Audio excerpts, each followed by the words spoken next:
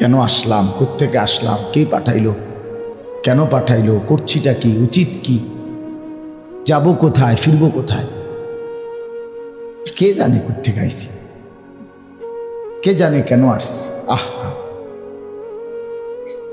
আফাহাসিবতুম আন্নামা খালাকনাকুম আবাসা, আল্লাহ জিজ্ঞেস করছে, বান্দা কি ব্যাপার, তুমি কি এই ভেবেছ যে আমি আল্লাহ তোমাকে অনর্থক বানিয়েছি, কোনো উদ্দেশ্য নেই আমার?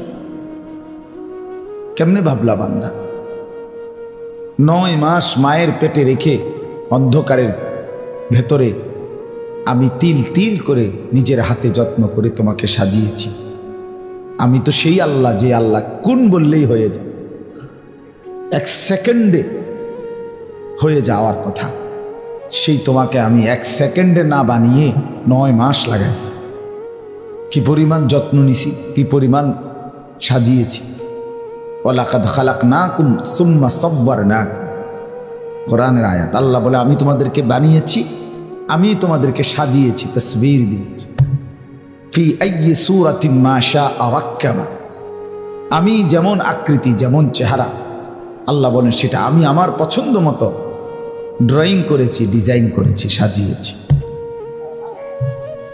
এত যত্ন, 9 মাস বিনিময়ে তুমি, ভাই আপনারা নিচে বসেন, ওই যে ওখানে বসেন মিয়া, মোটরসাইকেল এবার কোন স্টাইল এটা?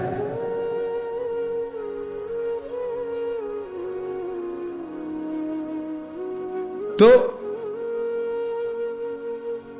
আমি এটা সবসময় দায়িত্ব বোধ করি, আমার চোখের সামনে যতক্ষণ যে কয়জন, তাদের ব্যাপারে আমি আমার কাছে এটা আমানত। কথা বুঝছেন না? নজরের বাহিরে যে তারে নিয়ে আমার কোনো পেরেশানি নেই, কিন্তু চোখের সামনে যারা, তাদের সময় আমার কাছে আমানত।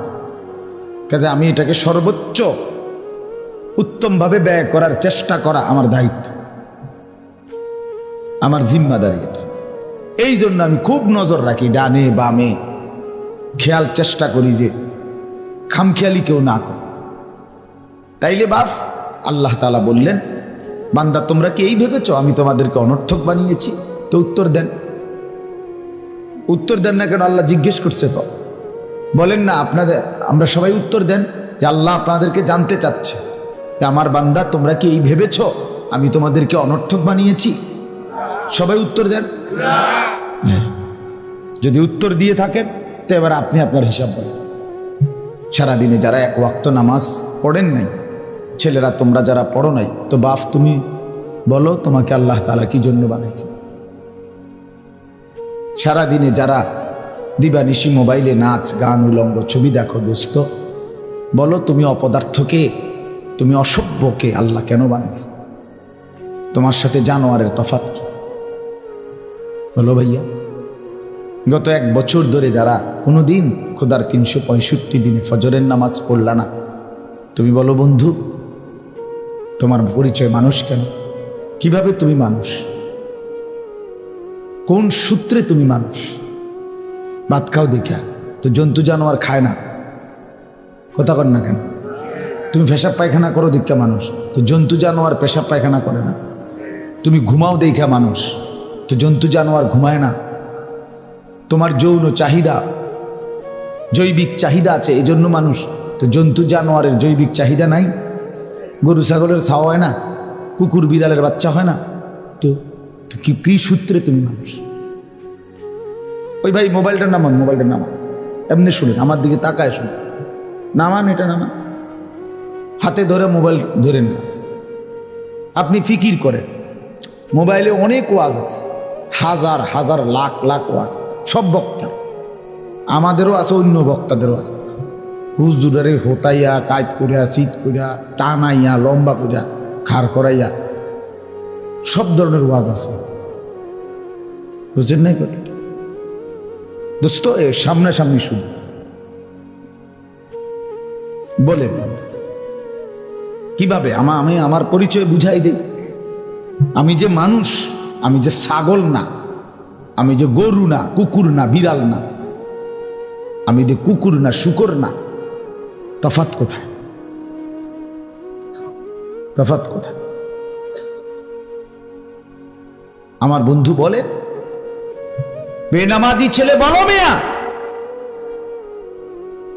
আজকের সারাদিনে যারা এক ওয়াক্ত নামাজ পড়ো নাই, দাঁড়াও, বলো অপদার্থ পৃথিবীতে কেন আসছো? কত লক্ষ নারী দেখলে শখ মিটবে? কত উলঙ্গ ছবি দেখলে তৃপ্তি হবে? আর কত সুদের টাকা গুনলে অভাব যাবে? আর কত টাকা কিস্তি নিলে আপনার সংসারের অভাব বুঝবে? বলেন না ফরমান, হারামখোর, সুদখোর, বলেন।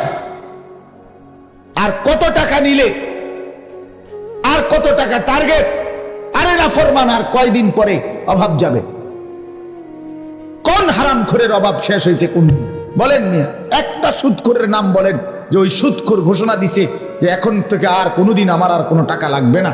ওই ওই ওই হারামখোর কে?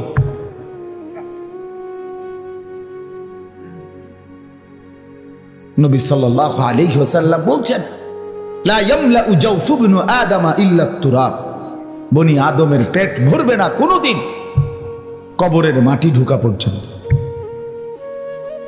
মানুষের চাহিদা শেষ হবে না। দুনিয়া রাক্ষসের নাম বন্ধু। এই রাক্ষস শুধু গিলে খায় আবার হা করে, সেকেন্ডের ভিতরে ইউটার্ন করে, মানে হা করে আবার। দুনিয়া এক অতৃপ্ত। এই জন্য বাপ খামখেয়ালি করে উড়াই দিও না। ছেলেরা একজন আরেকজন হাসে উড়াই দিও।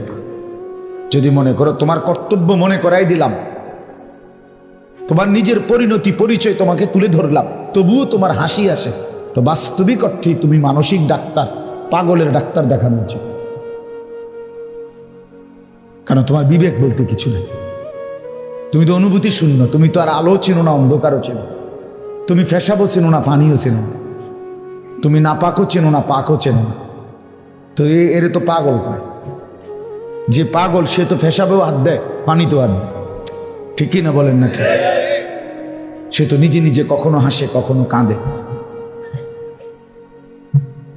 আত্মপরিচয় অনেক বড় সম্পদ। নিজেকে চিনা দোস্ত আমার অনেক বড় নেয়ামত। আত্মসম্মান, আত্মমর্যাদা, নিজের একটা ওয়েট আছে। আমার একটা আত্মসম্মান আছে। আমি ফালতু না, আমি ফালতু মানুষের ছেলেও না, আমি ফালতু না। আমার একটা সুনির্দিষ্ট গন্তব্য আছে। আমি জানতেন কারো কথায় যে কোনো কেউ হাত ধরবে আমি চলে যাব, না না, এটা তো মুসলমান। যে কোনো কেউ একটা মোবাইল দিবে, ফেসবুকে একটা ডিজাইন দিবে চুলের, আমি এটা রাখবো। আমি খবর নিতে হবে না এটা কি মুসলমান না কাফের, না ইয়াহুদি, না খ্রিস্টান, না হিন্দু, না বৌদ্ধ, না নাফিক। যাদের ডিজাইনে চুল রাখছো, যদি এটা কোনো মেথরের ডিজাইন হয়, প্রথমে এই ডিজাইন যদি কোনো মেথরের বানায় থাকে, তখন কথা বলেন না কেন?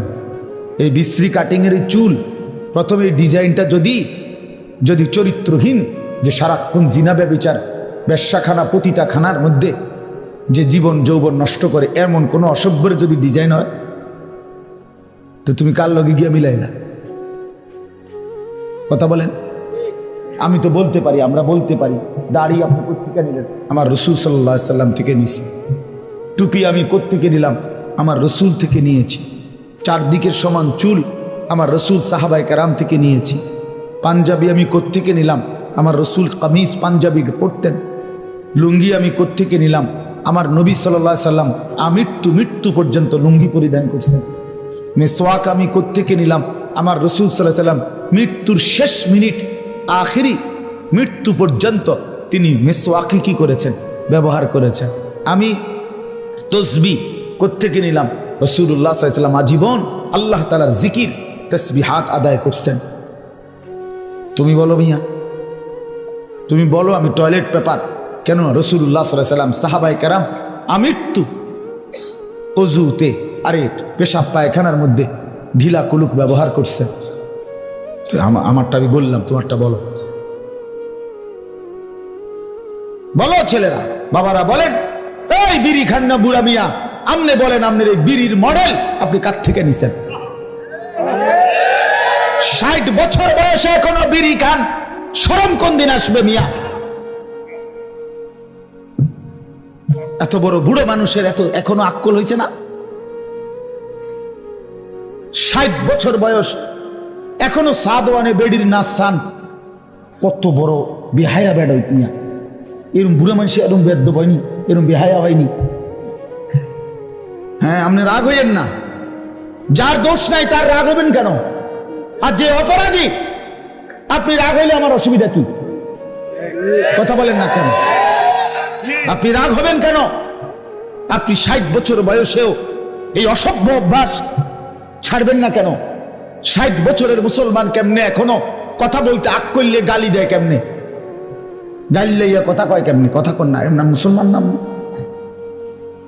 60 বছরের চাচা আপনি আজও সুদ খান, এখনো কিস্তি লন মিয়া।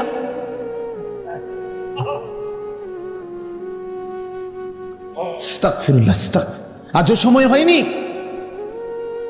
আলাম ইয়ানি লিল্লাযীনা আমানু আন তাখশা কুলুবুহুম লিযিকরিল্লাহ। আল্লাহ বলে, আমার ইমানদার বান্দা, আমি আল্লাহর ভয়ে, আমার স্মরণে, আমার জিকিরে, আমার গোলামির জন্যে তুমি বান্দা মোমেন দিলটা নরম হওয়ার সময় ইমানদার আজও কি হয়নি? 30 বছর ধরে সুদ খাচ্ছেন, হায় বাবা ছেড়ে দেওয়ার টাইম আজও কি হয়নি? 60 বছর ধরে বিড়ি সিগারেট খান, আহা আল্লাহর বান্দা আজও কি ছেড়ে দেওয়ার টাইম হয়নি? আজকে 30 বছর ধরে দাড়ি কাটছেন, প্রতিদিন আল্লাহর নাফরমানি করছেন, আহা বন্ধু আজও কি সময় হয়নি? খোদার 365 দিন কোনদিন তুমি ফজরের নামাজ পড়লা না যুবক? তাইলে আর কোনদিন কি তোমার নামাজের সময় হবে না? তুমি কি আর ভোরের সূর্য দেখবা না? তুমি কি আর ভোরের আলো দেখবা না? তুমি কি ফজরের সেজদা দিবা না? তুমি কি ভোরবেলা তোমার মনিবের গোলামি করবা না? হায়া আফাহাসিবতুম আন্নামা খালাকনাকুম আবাতা। আল্লাহ বলে, বান্দা তাহলে কি এই ভেবেছো আমি তোমাকে অনর্থক বানিয়েছি? ওয়া আন্নাকুম ইলাইনা লা তুরজাউন। আল্লাহ দ্বিতীয় প্রশ্ন করেছেন, বান্দা বলো তো তুমি কি এই ভেবেছো, তুমি কি এই মনে করেছো নাকি আমি আল্লাহর কাছে তুমি ফেরত আসতে হবে না? উত্তর দেন। হ্যাঁ, যেতে হবে কিনা? হাসলেও মরতে হবে, কাঁদলেও বন্ধু মরতে হবে, সুখের সাগরে ভাসলেও মরে যাবে, দুঃখের পাহাড়ে পড়ে গেলেও মরে যাবে, 3 বেলা খাবার পূর্ণ জুটলেও মৃত্যু হবে, অভুক্ত ক্ষুধার্ত আর দারিদ্র হলেও মরে যাবে, মৃত্যুবরণ করতেই হবে। কুল ইন্নাল মাউতাল্লাযী তাফিরুনা মিনহু ফাইন্নাহু মুলাকীকুম। আল্লাহ বলে, বন্ধু বলে দেন আমার বান্দারা, মৃত্যু থেকে তোমরা যেখানেই পলায়ন করো না কেন, সে নিশ্চিত তোমাদের সাথে মোলাকাত করবে। ফাইন্নাহু মুলাকীকুম সুম্মা তুরাদ্দুনা ইলা আলিমিল গায়বি ওয়াশ শাহাদা। অতঃপর আল্লাহ বলেন, সবাইকে মৃত্যুর মাধ্যমে প্রকাশ্য এবং গোপন সব কিছু জাননেওয়ালা সত্তা মহান আল্লাহর নিকটেই ফেরত নেওয়া হবে। হবে কিনা? ইলা রাব্বিকা মুনতাহাহা। আল্লাহ বলে, তোমার রবের কাছেই তোমার শেষ ঠিকানা। ইলাইহিল মাসির, তার কাছেই প্রত্যাবর্তন। ইলাইহি তুরজাউন, তার কাছেই ফেরত যাবে। ইলাইহি তুহশারুন, তার কাছেই একত্রিত হবে।